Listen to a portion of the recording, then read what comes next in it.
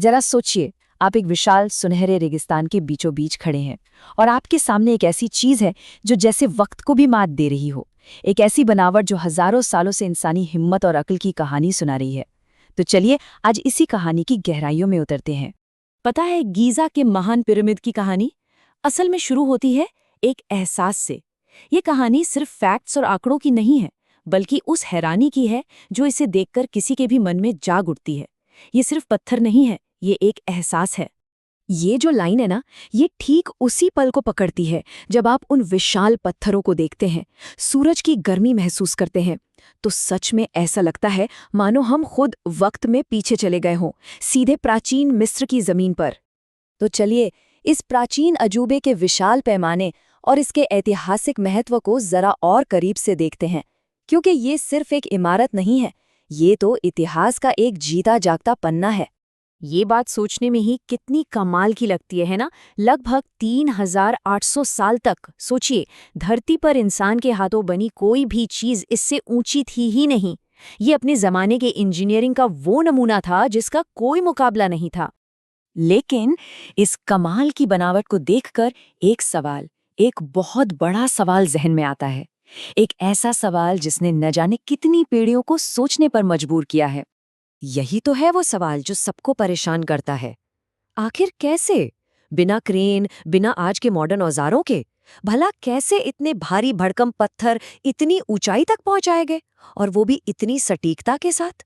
ये सवाल आज भी हमें हैरान कर देता है। तो इसका जवाब किसी जादू में नहीं, बल्कि इंसानी जज्बे, बेहतरीन प्लानिंग और जबरदस्त मेहनत में छिपा है। ये वाकई में इंसानियत के सबसे बड़े कारनामों में से एक था। जी हाँ, लाखों, बिल्कुल सही सुना, लाखों।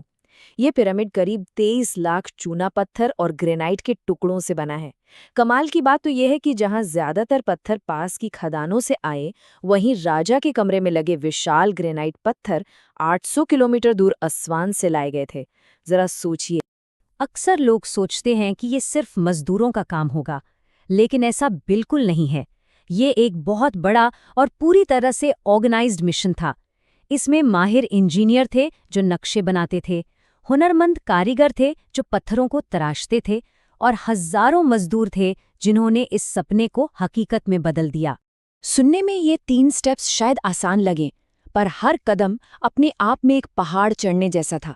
पत्थरों को लाने के लिए शायद स्लेज का इस्तेमाल किया गया और रास्ते को गीला किया गया ताकि फिसलन हो। और सटीकता, अरे बाप रे, उसकी तो बात ही अलग है। पिरामिड के चारों कोने लगभग परफेक्ट तरीके से चारों दिशाओं की ओर है। ये प्रिसिजन आज भी हैरान कर देती है। इसे बनाने वालों का इरादा सिर्फ एक कब्र बनाना नहीं था, नहीं, उनका मकसद था कुछ ऐसा बनाना जो हमेशा हमेशा के लिए खड़ा रहे। उनके राजा की और उनकी पूरी सभ्यता की ताकत का एक अमर निशान। अच्छा, बाहर से तो हमने इसे देख लिया, अब जरा अंदर चलते हैं, क्योंकि असली राज तो दीवारों के पीछे ही छुपे हैं। अंदर से ये पिरामिड एक भूल भुलैया जैसा है। तंग गलियारे, छिपे हुए कमरे, ग्रैंड गैलरी जैसी ऊंची ढलानें और राजा रानी के रहस्यमयी चेंबर। और मजे की बात यह है कि आज भी नई नई खोजें हो रही हैं, जिनसे लगता है कि शायद अभी और भी कई रास्ते अंदर छुपे हो सकते हैं।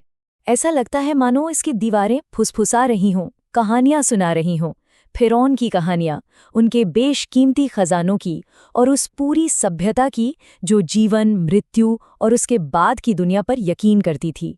तो इतने सारे राजों के बीच इसका असली मकसद क्या था? जवाब सीधा है, ये एक मकबरा था।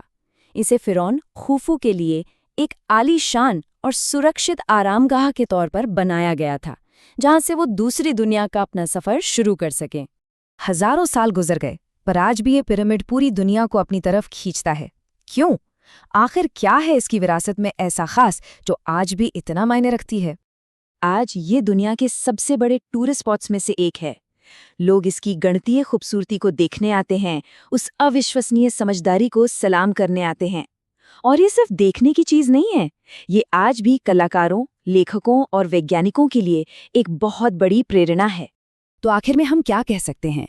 यही कि ये सिर्फ पत्थर और गारे की इमारत नहीं है, ये एक सबूत है, एक मिसाल है इस बात की कि जब इंसान अपनी जिद, अपनी क्रिएटिविटी और अपने ज्ञान को एक साथ मिला दे तो वो क्या कुछ नहीं कर सकता। और ये जो इच्छा है ना कि एक दिन जाकर इसे अपनी आंखों से देखेंगे, ये हम में से न जाने कितने लोगों के दिल में है। ये उस खोज की प्यास को दिखाता है जो ये प्राचीन अजूबा हम सबके अंदर जगाता है।